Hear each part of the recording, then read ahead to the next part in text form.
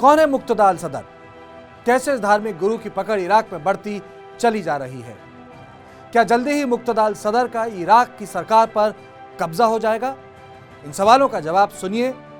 मैं हूं कार्तिकेय शर्मा। मुक्तदा अल सदर इराक के सबसे ज्यादा प्रभावशाली शिया धर्म गुरु हैं। उनका प्रभाव पूरे इराक में है। मुक्तदा सदर की पार्टी इराक में एक आंदोलन का रूप ले चुकी है।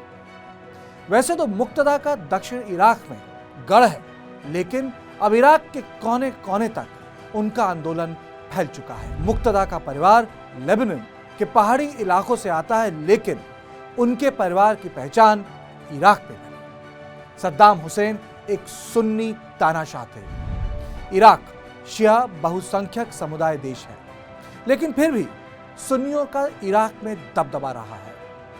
मुक्तदा के पिता मोहम्मद सादिक ने सद्दाम की सुन्नी तानाशाही के खिलाफ आवाज उठाई थी। उनका परिवार कभी इराक छोड़कर नहीं भागा था, और यही कारण है कि मुक्तदा सदर की आज बहुत इज्जत है। माना जाता है कि मुक्तदा सदर के आंदोलन से जुड़े लोगों का इराक की 50% से ज्यादा सरकारी ओहदों पर कब्जा है। आज मुक्तदा सदर के संगठन से जुड़े लोग रक्षा, विदेश मंत्रालय और दूर संचार मंत्रालय के अहम पदों पर बैठे हैं। जानकारों का मानना है कि इराक के $90 बिलियन के बजट में से 1/3 पैसा सदर के संगठन से जुड़े पदाधिकारियों की जेब में जाता है। यानी आज सरकार के हर छोटे बड़े विभाग में मुक्तदा के आदमी भर्ती हो गए हैं। ये एकाएक नहीं हुआ है। इराक में सदर की पार्टी एक डीप स्टेट की तरह है, और मुक्तदा इराक के सबसे महत्वपूर्ण और ताकतवर व्यक्ति हैं। वो ईरान, अमेरिका, तुर्की और सऊदी अरेबिया से सीधे सीधे बात कर सकते हैं। मुक्तदा की अपनी फौज भी है। ये इराक में शिया समुदाय के धार्मिक स्थलों की रक्षा करती है। उनकी फौज का नाम मेहदी है। उनके संगठन के कहने पर लोगों की नौकरियां लगती हैं, और उनकी ताकत इतनी है कि सदर के नापसंद का कोई व्यक्ति सरकारी पद पर नियुक्त हो जाता है तो वो नौकरी रखने में कामयाब नहीं होता है। माना जा रहा है कि अक्टूबर में होने वाले चुनाव में सदर के आंदोलन से जुड़े लोग ही जीतेंगे, और प्रधानमंत्री भी उनके आंदोलन से जुड़ा व्यक्ति होगा। लेकिन ये सब अपने आप नहीं हुआ। मुक्तदा का इराक पर कब्जा धीरे धीरे हुआ है, और उसका कारण है कि 2018 में उनके दल ने मंत्री पद को ठुकरा दिया था। उन्होंने प्रधानमंत्री कार्यालय में महासचिव का पद मांगा था, जिस पर राजनीतिक दलों ने आपत्ति नहीं की।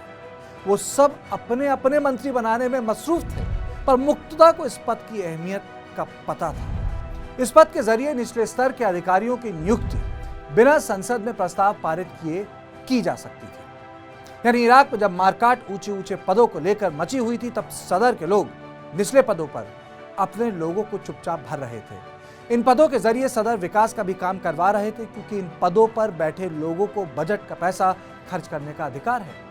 सदर पूरे समाज को प्रभावित कर रहे थे। यानी चुनाव के साथ साथ मंत्री तो बदल जाएंगे, लेकिन सदर के बनाए पदाधिकारी ता जिंदगी इन्हीं पदों पर बैठेंगे। वहीं सदर सार्वजनिक तरीके से अमेरिका के खिलाफ भी बात करते हैं। उनका कहना है कि अमेरिका की फौज को इराक छोड़कर चला जाना चाहिए। आज भी इराक में 2500 अमेरिकी सैनिक मौजूद हैं। वैसे उन पर यह आरोप लगता है कि वो सरकार का सारा पैसा दक्षिण इराक में खर्च कर रहे हैं, जहां शिया समुदाय के लोग रहते हैं, और उत्तर के सुन्नी शहरों में बजट का पैसा खर्च नहीं किया जा सकता। दूसरा आरोप है कि मुक्तदा की लेबनान के आतंकवादी संगठन हिजबुल्लाह से खास सांठगांठ है। अमेरिकी खुफिया एजेंसीज मानती हैं कि दोनों के बीच राजनीतिक, आर्थिक और धार्मिक मुद्दों पर बहुत करीबी है। वहीं मुक्तदा का संगठन, उनका आंदोलन काफी रूढ़िवादी है। अगर उनके संगठन से जुड़ा व्यक्ति प्रधानमंत्री बनता है तो महिलाओं की आजादी पर फर्क पड़ सकता है। सदर ने पिछले साल कहा था कि समलैंगिक शादियों के चलते पूरी दुनिया में कोरोना फैला है। ऐसे में सदर का पूरे इराक में कब्जा होना चिंता की बात है। लेकिन जानकार ये भी कहते हैं कि सदर कभी भी ईरान का पप्पू बनकर इराक पर राज नहीं करेगा। वो खुद इतना सशक्त है कि वो इराक को ईरान का क्लाइंट स्टेट नहीं बनने देगा।